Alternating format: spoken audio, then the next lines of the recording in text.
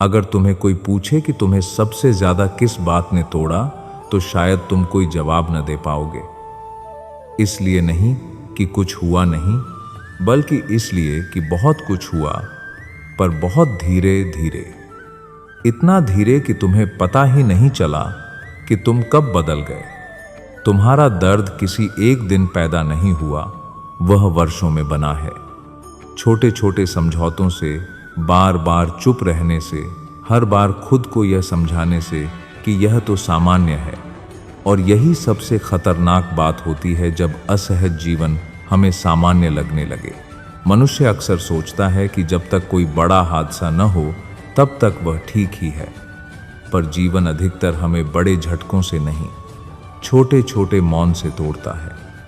जब मन कहता है कि आज बहुत भारी लग रहा है और हम कहते हैं कोई बात नहीं, सबके साथ होता है। जब दिल कहता है कि अब नहीं हो पा रहा और हम कहते हैं थोड़ा और सह लो। जब आत्मा कहती है कि कुछ बदलना होगा और हम कहते हैं अभी समय ठीक नहीं है। हर बार जब हम यह कहते हैं, हम अपने भीतर कुछ दबा देते हैं, और दबाई गई चीजें खत्म नहीं होती, वे भीतर बैठ जाती हैं। मनुष्य की सबसे बड़ी भूल यह होती है कि वह अपनी पीड़ा को पहचानने से पहले ही उसे नकार देता है। वह सोचता है कि लोग तो इससे भी ज्यादा मुश्किल जीवन जी रहे हैं, मुझे क्यों शिकायत होनी चाहिए। वह अपने दुख की तुलना दूसरों से करता है और अपने ही मन को चुप करा देता है। पर दुख कोई प्रतियोगिता नहीं है। जो तुम्हें भारी लग रहा है वही तुम्हारा सच है। उसे छोटा कह देने से वह छोटा नहीं हो जाता, वह बस भीतर गहराई में चला जाता है। धीरे धीरे मनुष्य अपने ही भावों से दूरी बना लेता है। वह दुख को कमजोरी समझने लगता है, वह थकान को आलस्य मान लेता है, वह उदासी को दोष समझ लेता है, और इस समझ के साथ वह अपने मन के साथ कठोर व्यवहार करने लगता है। वह खुद से कहता है, इतना मत सोचो, इतना महसूस मत करो, मजबूत बनो। और यही मजबूत बनो की आदत एक दिन मनुष्य को भीतर से सबसे ज्यादा कमजोर कर देती है। मनुष्य सुबह उठता है, दिन की शुरुआत करता है, काम करता है, जिम्मेदारियां निभाता है, और बाहर से देखने पर सब कुछ ठीक लगता है, पर भीतर एक अजीब सा खालीपन बना रहता है। ऐसा खालीपन जो शोर नहीं करता, बस हर अनुभव को थोड़ा फीका कर देता है। जो बातें कभी खुशी देती थीं, अब औपचारिक लगती हैं। जो रिश्ते कभी सुकून देते थे, अब अपेक्षा जैसे लगते हैं। और मनुष्य सोचता है शायद यही जीवन है, पर नहीं, यह जीवन नहीं है, यह जीवन की आदत है। आदतें मनुष्य को सुरक्षित महसूस कराती हैं, पर वे उसे जीवित नहीं रखती। आदतों में जीते जीते मनुष्य यह भूल जाता है कि वह भी कुछ चाहता था, कि उसके मन की भी कोई आवाज थी। वह इतना निभाता है कि जीना भूल जाता है, और जब वह जीना भूल जाता है तब जीवन बोझ लगने लगता है, चाहे बाहर से वह कितना ही व्यवस्थित क्यों न दिखे। मनुष्य को बचपन से यही सिखाया जाता है कि सहना सीखो, समझौता करो, जिम्मेदारी निभाओ। यह सब गलत नहीं है, पर जब जीवन में केवल सहना ही रह जाए, समझौता ही रह जाए और स्वयं के लिए कोई स्थान न बचे, तब आत्मा थक जाती है। यह थकान शरीर की नहीं होती, शरीर तो आराम से संभल जाता है। यह थकान मन की होती है। यह उन भावों की थकान होती है जिन्हें कभी सुना नहीं गया। उन इच्छाओं की थकान होती है जिन्हें हमेशा बाद में पर टाल दिया गया। कई बार मनुष्य यह भी नहीं जान पाता कि वह दुखी क्यों है। कोई स्पष्ट कारण नहीं होता, सब कुछ चलता हुआ लगता है, फिर भी भीतर कुछ भारी रहता है। यह वही अवस्था होती है जहां आत्मा धीरे धीरे संकेत देने लगती है। वह कहती है, तुम बहुत समय से अपने लिए नहीं जिए। पर मनुष्य इन संकेतों को भी सामान्य मान लेता है। वह कहता है, यह तो जीवन का हिस्सा है। और यहीं से समस्या शुरू होती है, क्योंकि हर असहजता जीवन का हिस्सा नहीं होती। कई बार वह चेतावनी होती है। मनुष्य अक्सर अपनी पीड़ा को इसलिए भी नहीं पहचान पाता क्योंकि वह रोता नहीं है, वह चिल्लाता नहीं है, वह बस चुपचाप सब कुछ संभालता रहता है। और समाज ने भी उसे यही सिखाया है कि जो चुपचाप सह ले वही मजबूत होता है। पर चुपचाप सहते सहते एक दिन भीतर कुछ टूट जाता है और उस टूटन की आवाज बाहर तक नहीं आती। बस मनुष्य बदल जाता है। वह पहले जैसा नहीं रहता, वह पहले जैसा भरोसे से नहीं हंसता, वह पहले जैसा खुलकर नहीं बोलता, वह पहले जैसा जुड़कर नहीं जीता, वह बस निभाता है। धीरे धीरे मनुष्य यह भी महसूस करने लगता है कि वह लोगों के बीच होते हुए भी अकेला है। यह अकेलापन लोगों की कमी से नहीं आता, यह स्वयं से कट जाने से आता है। जब मनुष्य स्वयं के साथ रहना छोड़ देता है, तब दुनिया कितनी भी भरी क्यों न हो, भीतर खालीपन रह जाता है। शास्त्रों में कहा गया है कि मन ही बंधन है और मन ही मुक्ति। पर मन तब तक बंधन बना रहता है जब तक उसे दबाया जाता है। मन कोई शत्रु नहीं है, वह केवल यह चाहता है कि उसे सुना जाए। पर मनुष्य ने मन को सुनने के बजाय उसे चुप कराने की आदत बना ली है, और चुप कराया गया मन एक दिन बहुत भारी हो जाता है। यह कथा उसी क्षण से शुरू होती है जब मनुष्य पहली बार यह महसूस करता है कि जो वह जी रहा है वह सामान्य नहीं है। यह स्वीकार कोई कमजोरी नहीं है, यह जागरूकता है। यह वह बिंदु है जहां से भीतर की सच्ची यात्रा शुरू होती है। यह कथा किसी विशेष व्यक्ति की नहीं है, यह कथा हर उस मनुष्य की है जिसने अपनी तकलीफ को यह कहकर नजरअंदाज किया कि सबके साथ ऐसा होता है। यदि तुम यह सुन रहे हो और तुम्हें लग रहा है कि यह तुम्हारे मन की बात है, तो जान लो तुम अकेले नहीं हो।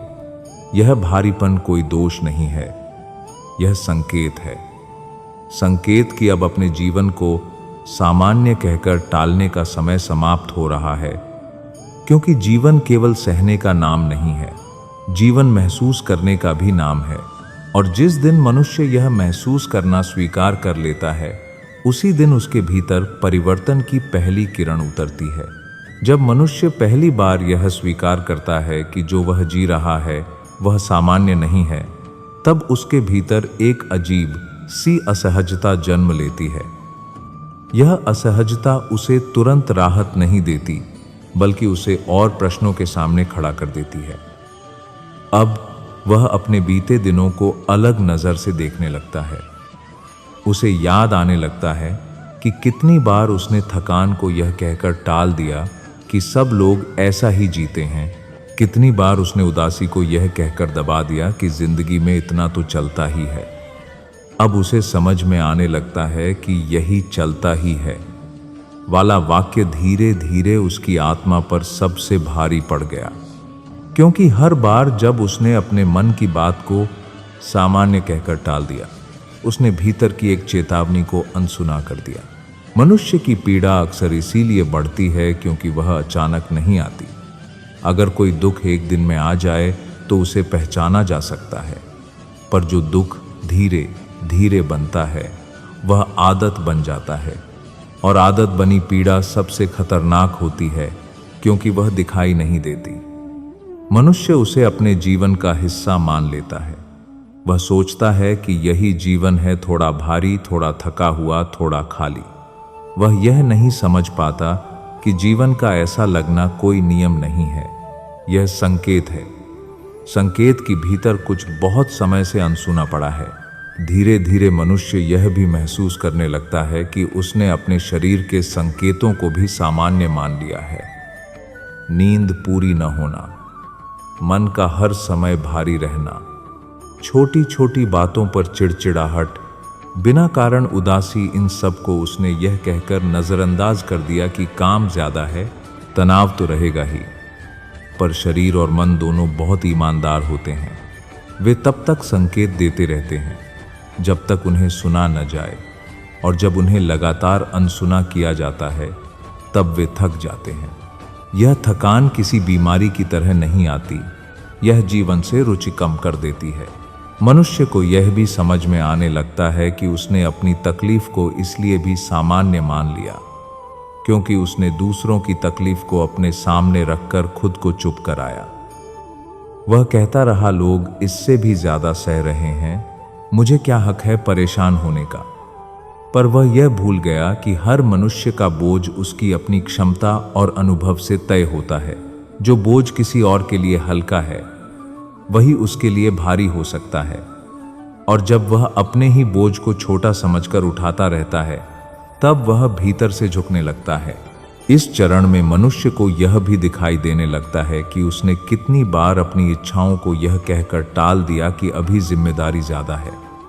उसने कितनी बार अपने मन की आवाज को यह कहकर दबा दिया कि बाद में देखेंगे, पर यह बाद में कभी नहीं आया। और हर टला हुआ भाव, हर टली हुई इच्छा भीतर कहीं इकट्ठा होती चली गई।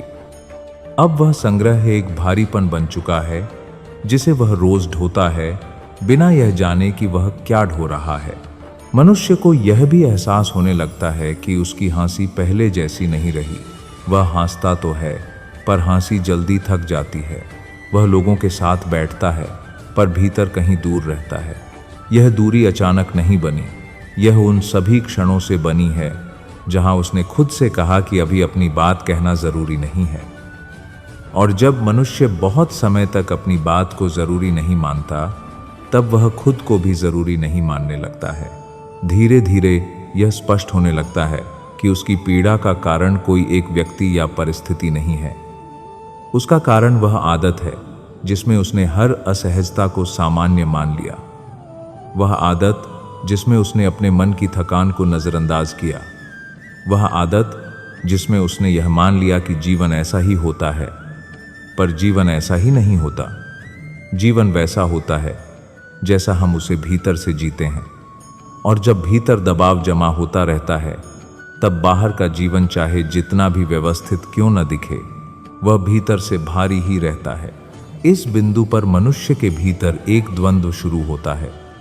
एक ओर उसे डर लगता है कि अगर उसने इस पीड़ा को स्वीकार कर लिया तो उसे कुछ बदलना पड़ेगा, शायद उसे रुकना पड़े, शायद उसे कुछ रिश्तों में ईमानदार होना पड़े, शायद उसे यह मानना पड़े कि वह हर जिम्मेदारी नहीं उठा सकता। और यह डर उसे वापस उसी पुराने ढर्रे में लौटने के लिए कहता है। दूसरी ओर भीतर से एक बहुत शांत पर दृढ़ आवाज आती है जो कहती है, अब और नहीं, अब इस भारीपन को सामान्य मत कहो, अब इसे सुनो। शास्त्रों में कहा गया है कि जागरूकता ही पहला उपचार है। जब तक मनुष्य अपनी पीड़ा को पहचानता नहीं तब तक वह उससे मुक्त नहीं हो सकता। और पहचानने का अर्थ यह नहीं होता कि तुरंत समाधान मिल जाए। पहचानने का अर्थ होता है कि अब झूठ खत्म हो गया। अब मनुष्य यह नहीं कह रहा कि सब ठीक है जब भीतर कुछ ठीक नहीं है। और यही ईमानदारी भीतर की यात्रा को वास्तविक बनाती है। जब मनुष्य यह समझने लगता है कि उसकी पीड़ा कोई साधारण बात नहीं है, तब उसके भीतर सबसे पहले जो भाव उठता है वह डर होता है। यह डर दुख का नहीं होता, यह डर बदलाव का होता है। क्योंकि अब तक उसने जिस जीवन को सामान्य मानकर जिया था, अब उसी जीवन पर प्रश्न चिन्ह लगने लगता है। अब वह जब सुबह उठता है तो पहले जैसा नहीं उठता। अब उसके मन में एक हल्की सी बेचैनी रहती है, जैसे भीतर कुछ पूछ रहा हो, क्या तुम इसी तरह आगे भी जीते रहोगे? यह प्रश्न उसे परेशान करता है क्योंकि इसके उत्तर में कोई आसान रास्ता नहीं होता। इस प्रश्न का उत्तर देने का अर्थ होता है कुछ बदलना, और बदलना मनुष्य को सबसे अधिक डराता है। मनुष्य परिवर्तन से इसलिए नहीं डरता कि वह कमजोर है, वह इसलिए डरता है क्योंकि परिवर्तन उसे अनजान रास्ते पर ले जाता है। परिचित पीड़ा उसे सुरक्षित लगती है। वह सोचता है कि जो तकलीफ वह अभी झेल रहा है वह कम से कम जानी पहचानी है। उसमें उसे पता है कि कैसे निभाना है, कैसे मुस्कुराना है, कैसे दिन काटना है। पर अगर उसने अपने मन की सुनी, अगर उसने अपनी पीड़ा को सच मान लिया, तो शायद उसे कुछ रिश्तों में अपनी बात रखनी पड़ेगी, शायद उसे कुछ जिम्मेदारियों को नया रूप देना पड़ेगा, शायद उसे यह स्वीकार करना पड़ेगा कि वह सब कुछ नहीं कर सकता। और यह स्वीकार उसे असहज कर देता है। इस अवस्था में मनुष्य अक्सर अपने भीतर ही भीतर दो आवाज़ों के बीच फंस जाता है। एक आवाज़ कहती है, सब ठीक चल रहा है, इतना मत सोचो, सब लोग ऐसे ही जीते हैं। दूसरी आवाज़ बहुत शांत होती है पर बहुत दृढ़ होती है। वह कहती है, नहीं, सब ठीक नहीं है, कुछ बहुत समय से भारी है। यह दूसरी आवाज़ उसे सोने नहीं देती, उसे पहले जैसा अभिनय करने नहीं देती, और यही भीतर की पहली सच्ची टकराहट होती है। यह टकराहट किसी व्यक्ति से नहीं होती, यह स्वयं से होती है। मनुष्य पहली बार अपने ही जीवन से सवाल पूछने लगता है। धीरे धीरे उसे यह भी समझ आने लगता है कि उसने अपनी पीड़ा को सामान्य इसलिए भी मान लिया था क्योंकि उसने उसे शब्द नहीं दिए थे। जब तक किसी भाव को नाम न दिया जाए वह अस्पष्ट बना रहता है, और अस्पष्ट चीजें डराती नहीं हैं, वे बस चुपचाप भीतर बैठी रहती हैं।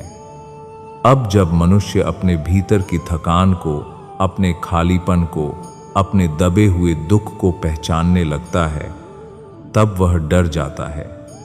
उसे लगता है कि अगर उसने इसे पूरी तरह महसूस कर लिया तो वह संभाल नहीं पाएगा। पर यह डर भी उसी प्रक्रिया का हिस्सा होता है, क्योंकि जो वर्षों से दबा हो उसका दिखना स्वाभाविक रूप से डरावना लगता है। इस चरण में मनुष्य कई बार पीछे लौटने की कोशिश करता है। वह खुद को फिर से व्यस्त करने लगता है, वह काम में डूब जाता है, लोगों के बीच रहने लगता है, खुद को समझाने लगता है कि यह सब बेकार की सोच है। पर अब पहले जैसा नहीं होता। अब व्यस्तता भी उसे पूरी तरह बचा नहीं पाती। अब हर शोर के बीच भी भीतर वही प्रश्न गूंजता रहता है, और यही वह बिंदु होता है जहां मनुष्य को पहली बार यह एहसास होता है कि वह अब पुराने तरीके से नहीं जी सकता। यह एहसास सुखद नहीं होता, पर यह सच्चा होता है। मनुष्य को यह भी दिखने लगता है कि उसकी पीड़ा केवल परिस्थितियों से नहीं आई है, वह उसकी अपनी आदतों से भी बनी है। हर बार जब उसने खुद को थका हुआ होने के बावजूद आगे धकेला, हर बार जब उसने अपने मन की आवाज़ को अनसुना किया, हर बार जब उसने यह मान लिया कि उसकी ज़रूरतें ज़्यादा मायने नहीं रखती, हर बार उसने भीतर एक परत और जोड़ दी। अब ये सारी परतें एक साथ दिखाई देने लगी हैं, और यह दृश्य भारी होता है, क्योंकि इसमें दोष किसी एक का नहीं होता, इसमें सिर्फ सच्चाई होती है। इस सच्चाई के सामने खड़ा होना आसान नहीं होता। मनुष्य को कई बार लगता है कि काश वह यह सब जानता ही ना, काश वह फिर से वही सामान्य जीवन जी पाता जहां उसे कुछ सोचना नहीं पड़ता था। पर एक बार चेतना जाग जाए तो वह वापस नहीं सोती। एक बार जब मनुष्य अपने भीतर की पीड़ा को देख लेता है तो वह उसे फिर से पूरी तरह नजरअंदाज नहीं कर सकता, और यही इस यात्रा की अनिवार्यता होती है। यह यात्रा वापस नहीं ले जाती, यह आगे ही ले जाती है। शास्त्रों में कहा गया है कि परिवर्तन पीड़ा से नहीं, बोध से आता है, और बोध का पहला चरण हमेशा असहज होता है, क्योंकि इसमें मनुष्य को यह स्वीकार करना पड़ता है कि जो वह अब तक जीता आया है वह अधूरा था। यह स्वीकार किसी आरोप की तरह नहीं होता, यह एक समझ की तरह होता है, और समझ अक्सर मनुष्य को चुप करा देती है। इस चुप्पी में कोई शोर नहीं होता, पर बहुत कुछ बदलने लगता है। धीरे धीरे मनुष्य यह भी समझने लगता है कि परिवर्तन का अर्थ यह नहीं है कि उसे सब कुछ छोड़ देना होगा। परिवर्तन का अर्थ यह भी नहीं है कि उसे तुरंत कोई बड़ा निर्णय लेना होगा। परिवर्तन का अर्थ बस इतना है कि अब वह अपनी पीड़ा से झूठ नहीं बोलेगा। अब वह यह नहीं कहेगा कि सब ठीक है जब भीतर कुछ ठीक नहीं है, और यही ईमानदारी भीतर की यात्रा को वास्तविक बना देती है। जब भीतर की टकराहट शांत होने लगती है, तब मनुष्य के सामने एक और कठिन सत्य आता है। हर बदलाव में कुछ न कुछ टूटता है। यह टूटना बाहर दिखाई नहीं देता, पर भीतर बहुत स्पष्ट होता है। टूटती हैं वे धारणाएं जिनके सहारे वह अब तक जीता आया था। टूटती है यह कल्पना कि वह सब कुछ संभाल सकता है, कि वह हर जिम्मेदारी उठाने के लिए बना है, कि उसकी थकान कोई मायने नहीं रखती। क्योंकि मनुष्य लंबे समय तक इन्हीं धारणाओं के सहारे खड़ा रहा होता है। पर इसी टूटन के बीच पहली बार उसे यह भी दिखता है कि जो टूट रहा है वह उसका सत्य नहीं था, वह उसकी मजबूरी थी। इस चरण में मनुष्य को अपने अतीत के कई दृश्य नए अर्थों के साथ दिखाई देने लगते हैं। वह देखता है कि जिन क्षणों में उसने खुद को पीछे रखा वे त्याग नहीं थे, वे डर थे। जिन मौनों को उसने समझदारी कहा वे कई बार स्वयं से दूरी के संकेत थे। और यह देख पाना उसे उदास भी करता है, पर एक अजीब सी स्पष्टता भी देता है, क्योंकि अब वह स्वयं से झूठ नहीं बोल रहा होता। अब वह यह नहीं कह रहा कि उसने सब सही किया, अब वह यह कह पा रहा होता है कि उसने वही किया जो वह उस समय कर पाया। और यही स्वीकार भीतर की सबसे कठोर गांठ को ढीला करने लगता है। धीरे धीरे मनुष्य के भीतर एक नई भाषा जन्म लेती है, करुणा की भाषा। अब वह अपने हर भाव को कटघरे में खड़ा नहीं करता। अब वह अपने दुख से यह नहीं पूछता कि तुम क्यों आए, अब वह पूछता है कि तुम्हें क्या चाहिए।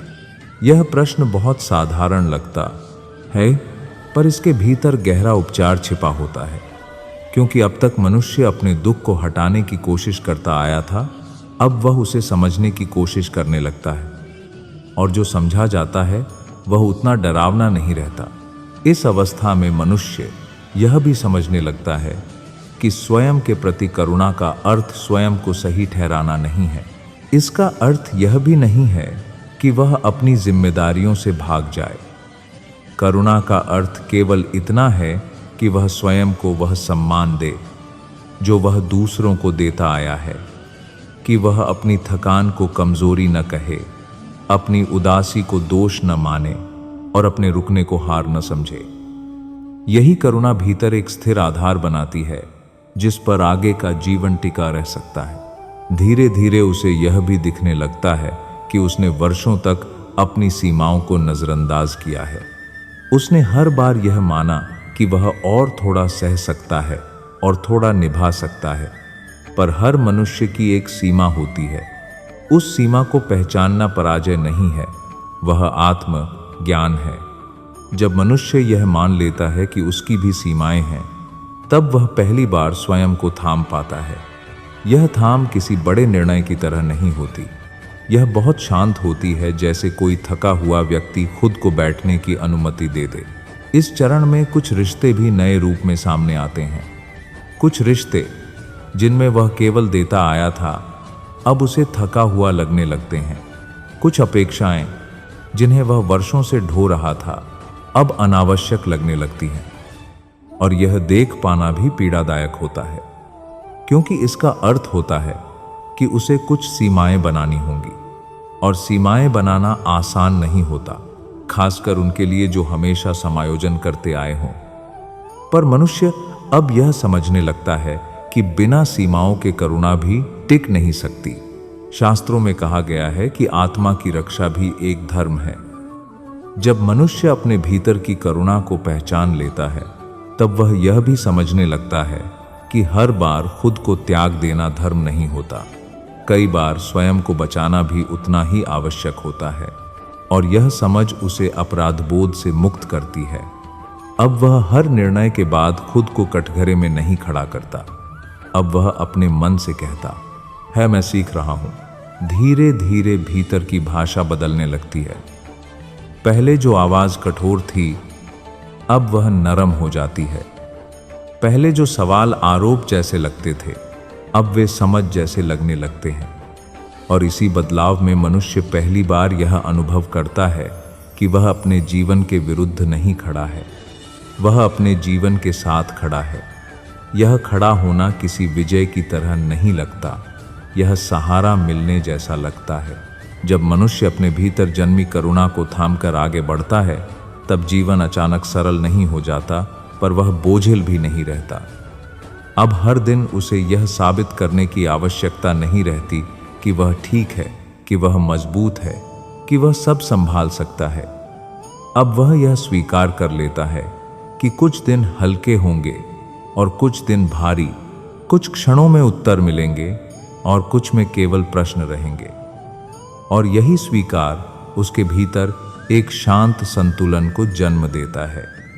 अब वह हर दुख को हटाने की जल्दी नहीं करता, वह उसे समझने का समय देता है, क्योंकि उसने यह जान लिया है कि जो समझा जाता है वह धीरे धीरे बदल जाता है। अब जीवन उसके लिए कोई परीक्षा नहीं रह जाता जहां हर उत्तर सही होना जरूरी हो। अब जीवन एक संवाद बन जाता है उसके और उसके मन के बीच। इस अंतिम चरण में मनुष्य पहली बार यह अनुभव करता है कि शांति कोई अवस्था नहीं है, यह एक संबंध है स्वयं के साथ।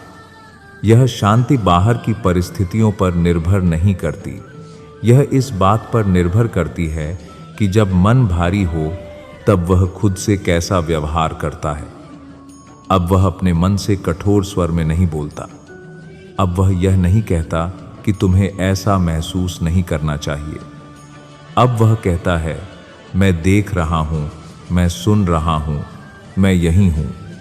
और यही वाक्य आत्मा को वर्षों बाद पहली बार सुरक्षित महसूस कराता है, क्योंकि मन को समाधान से ज्यादा साथ की आवश्यकता होती है। धीरे धीरे मनुष्य यह भी समझने लगता है कि उसने बहुत समय अपनी तकलीफ को सामान्य मानकर खो दिया। अब वह ऐसा नहीं करता। अब जब कोई असहजता आती है वह उसे अनदेखा नहीं करता, वह उसे चेतावनी की तरह देखता है, शिक्षक की तरह सुनता है। वह जानता है कि हर असुविधा जीवन का हिस्सा नहीं होती, कई बार वह दिशा बदलने का संकेत होती है। और इस समझ के साथ वह अपने जीवन के प्रति अधिक सजग हो जाता है। वह हर जिम्मेदारी उठाने से पहले यह पूछता है, क्या मैं इसे निभा सकता हूं बिना खुद को खोए? यह प्रश्न उसे स्वार्थी नहीं बनाता, यह उसे ईमानदार बनाता है। अब उसके रिश्तों में भी एक नई सच्चाई आने लगती है। वह हर जगह उपलब्ध रहने की कोशिश नहीं करता, वह हर अपेक्षा पूरी करने का बोझ नहीं उठाता। वह जहां थक जाता है वहां रुकने का साहस करता है, और यह रुकना उसे कमजोर नहीं बनाता, यह उसे स्थिर बनाता है। अब वह जानता है कि जो हमेशा चलता रहता है वह एक दिन टूट जाता है, और जो समय पर रुकना सीख लेता है वही दूर तक जाता है। इस बोध के साथ मनुष्य अपने जीवन को नए दृष्टिकोण से देखने लगता है। अब वह यह नहीं पूछता कि मैंने कितना हासिल किया, वह यह पूछता है कि मैं कितना उपस्थित रहा।